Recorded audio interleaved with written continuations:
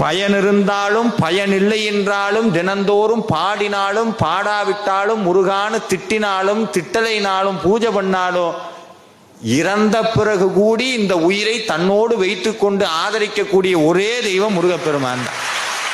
நீங்க முருகனுக்கு பூஜை பண்ணலைனாலும் சரி, சார் எத்தனை பேர் நீ காலையில திட்டிட்டு வந்திருப்பீங்க முருகனை, உனக்கு தினமும் பூஜை பண்ணி என்ன பண்ண, இந்த மாதிரி எத்தனை பூஜைக்கு போயிட்ட, நீ என்ன பார்க்குறியே. சாமி சொல்றாரு, இதே திருப்பரங்குன்ற மண்ணிலிருந்து சாமி சொன்னார், உனை தினம் தொழுதிலன் உனது இயல்பினை உரைத்திலன் பல மலகொடும் அடியனை உறப்பணிந்திலன் ஒரு தவமிலன். ஆனா நம்ம அப்படி சொல்ல மாட்டோம், என்கிட்ட குறை இருக்குன்னு சொல்லவே மாட்டோம். பார்த்திருக்கீரா, முருகா உன்னை பாடுறதுக்கு உன்னை பூஜை பண்றதுக்கு எனக்கு தகுதி இருக்கான்னு தெரியல. ஆனா என்ன சொல்லுவோம், முருகனை கும்பிட்டு என்ன பண்றது, சோதிக்கிறார் போட்டு.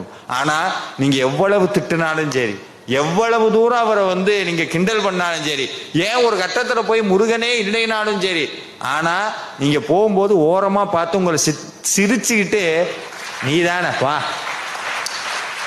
எனக்கு தெரியாதா உன்னை பத்தி, இப்படிதான் திட்டுவேன், நாளைக்கு திருப்பி என்கிட்ட தானே வருவோம் முருகான்னு ஒரே ஒரு உண்மையை தெரிஞ்சுக்க சாமி உங்ககிட்ட ஒரு விஷயத்த சொல்வார்.